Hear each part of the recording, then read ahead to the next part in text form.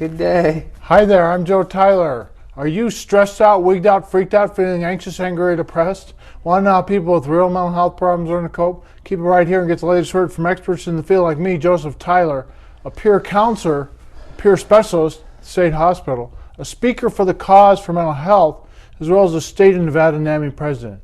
Medications and therapy are the cornerstone for treatment for over, geez Louise, 25 million people in the United States today.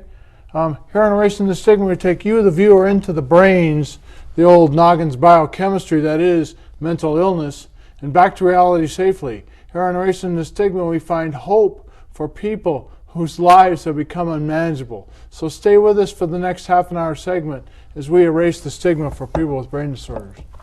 Look up in the sky. It's a bird. It's a plane. No, it's a perturbed pilot. He's having a bad day. Yes, he's having sky rage. You are the doctor, and therefore want an extreme close-up, because I've seen you on the YouTube. Ooh. In the YouTube, the doctorofmindmd.com, which we have a shot of, I think. You can catch him in his office. Where's your office, your private office? In Spanish Springs, in the Spanish Spanish Springs Business Park. Cool, okay. 145 Isidore Court, Suite A. Okay. Open and ready to accept new patients. But it's part-time because I still am with you. In the So you're state. after hours, Yes. for the most part. Or you can catch him at the Linden Street Clinic at NAMIS, the Linden Street Clinic, which is down there by the Peppermill somewhere, right? Yes, it's the new state hospital outpatient clinic in South Reno, across the street from the Peppermill. It's called the Linden Street Clinic.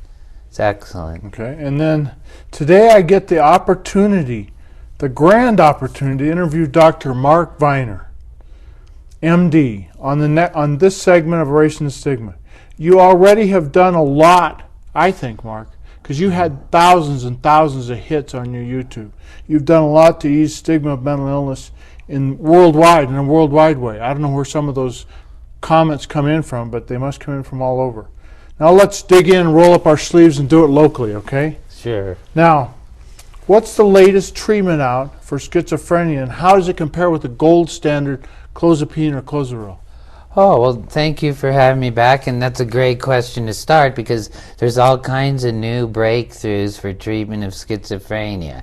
Just 3 days ago, for example, paliperidone palmitate was approved for acute and maintenance treatment of schizophrenia. Now, what's different about that and new is essentially one would no longer need oral medication.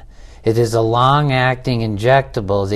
When you dose it in the beginning, the first week, it starts to work quick and continues, and it does not require any pills. Mm-hmm. So just recently, we've gone from having, as you know, with the old long-acting injectables, you need oral medication till it kicks in, often many weeks. So for very ill patients who just don't take oral medication, this is a nice new alternative. It will allow someone like myself who treats schizophrenic patients a new option to treat someone and improve their ability to function and get them into recovery and prevent relapse. And that's quite fascinating. I'm looking forward to it. There's also a series of other long-acting injectables for schizophrenia that may come out. Iloperidone, olanzapine in the works. And this new one, which is Invega or paliperidone. Now, right for now, those are focusing on schizophrenia. And Mark, I know someone who was on olanzapine injectable for quite a while, and it seemed to be more efficacious. It seemed like she wasn't having some of the weight gain associated with a lot of olanzapine patients. Well, it seemed to be because some way it was an injectable or some reason. Yes. Well, I just think having excuse me, these long-acting injectable options are excellent. And as you know, Risperdal Consta, another long-acting injectable, was recently approved for bipolar disorder. So for the first time, we have a long-acting injectable which is approved for bipolar patients, not just schizophrenia. And as you know, there are new oral medications coming out like iloperidone, for example.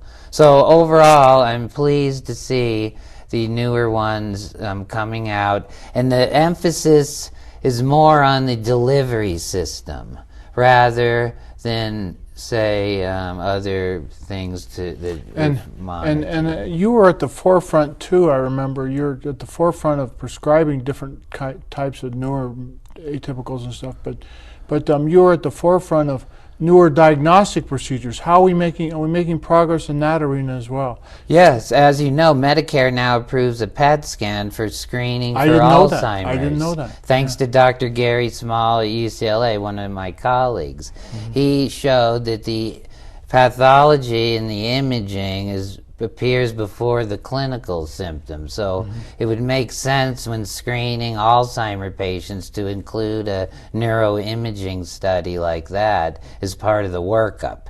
Now, there are scans of all the mental disorders now. OCD, increased activity in the prefrontal We know we've lobe. seen scans of this. Yes. But are we using them in a diagnostic fashion? We aren't yet. Because Well, they're still mainly used in tertiary or big teaching facilities, research hospitals like Stanford and USC, but they are becoming more popular, and a lot of times I'll show a patient a PET scan of a bipolar patient, and it helps explain to him the illness. So right there at my desk, I'll pull up a picture of the brain and schizophrenia and show this to the patient. So and we know in some cases that there are enlarged ventricles. That is the spaces in where the cerebral spinal fluid flows into there. There are enlarged spaces where.